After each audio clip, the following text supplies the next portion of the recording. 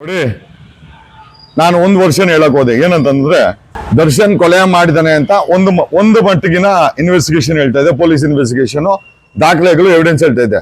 ನನ್ನ ಪ್ರಕಾರ ದೀಪಕ್ ಮರ್ಡರ್ ಮಾಡಿದಾನೆ, ಮಾಡಿಸಿದ್ದು ಮುನಿ. ಈ ವರ್ಷನೂ ಇದೆ. ಇದಕ್ಕೆ ಬೇಕಾದಂತ ದಾಖಲೆಗಳು, ತನಿಖೆಗಳು ಕೂಡ ಆಗಿದೆ. ಈಗ ಸರ್ಕಾರದ ಮುಂದೆ ಹೇಳಿದೆ ಮುನಿ ಮತ್ತೆ ಅವನ ದೀಪಕ್ನ ಇಂಟ್ರಾಗೇಟ್ ಮಾಡ್ಕೊಳ್ಳಿದನೆ ಅಂತ. ಸರ್ಕಾರ ಯಾಕೋ ಸಿದ್ದರಾಮಯ್ಯ ಯಾಕೋ ತಲೆ ಕೆಡಿಸ್ಕೊಂತ ಇಲ್ಲ. ಕರ್ನಾಟಕ ರಾಜ್ಯದ ದರ್ಶನ್ ಅಭಿಮಾನಿಗಳೇ, ನಿದ್ದೆಯಿಂದ ಎದ್ದೇಳಿ. Come on boys, get up.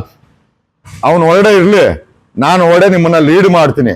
Freedom park ಅಲ್ಲಿ ಸೋಮವಾರ ಪ್ರೊಟೆಸ್ಟ್ ಮಾಡೋಣ. ಪಾರದರ್ಶಕ ತನಿಖೆ ಆಗಬೇಕು. ದರ್ಶನ್ ಕೊಲೆ ಮಾಡಿದ್ರೆ ನೇಣಿಗೆ ಹಾಕಿ. ಅವನ್ ತಪ್ಪು ಮಾಡಿಲ್ಲ. ದೊಡ್ಡ ಕಾನ್ಸ್ಪಿರಸಿ ನಡೆದಿದೆ ಅಂತಂದ್ರೆ ಮುನಿನ ಮತ್ತೆ ದೀಪಕ್ನ ಇಂಟ್ರಾಗೇಟ್ ಮಾಡ್ಬೇಕು. ಉಪವಾಸ ಸತ್ಯಾಗ್ರಹ ಮಾಡೋಣ. ಸೋಮವಾರ ಪರ್ಮಿಷನ್ ಕೇಳ್ತಾ ಇದ್ದೀವಿ. ನಾನ್ ಲೀಡ್ ಮಾಡ್ತೀನಿ. ಅವನು ಹೊರಡೆ ಇರ್ಲಿ, ಯಾರೋ ನಮ್ ದರ್ಶನ ಹೊರಡೆ ಇರ್ಲಿ. ಅವ್ನ್ ತಪ್ಪು ಮಾಡಿದ್ರೆ ಶಿಕ್ಷೆ ಕೊಡ್ಲಿ ಕೋರ್ಟ್ ಅವನ್ಗೆ. ಅವ್ನ್ ತಪ್ಪು ಮಾಡಿಲ್ಲ. ಮುನಿ ಮತ್ತೆ ದೀಪಕ್ ಸೇರಿ ಅವನ್ನ ಫಿಕ್ಸ್ ಮಾಡವ್ರ.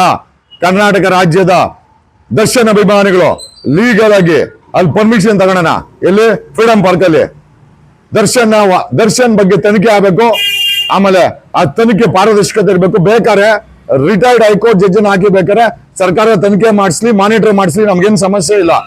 ದರ್ಶನ್ ತಪ್ಪು ಮಾಡಿದ್ಯಾ, ನೇಣಿಗೆ ಹಾಕಿ. ತಪ್ಪು ಮಾಡಿಲ್ಲ, ರಿಲೀಸ್ಗೆ ನಾವು ಸತ್ಯಾಗ್ರಹ ಮಾಡೋಣ. TV12 ಕನ್ನಡ, ಇದು ಕನ್ನಡಿಗರ ಧ್ವನಿ.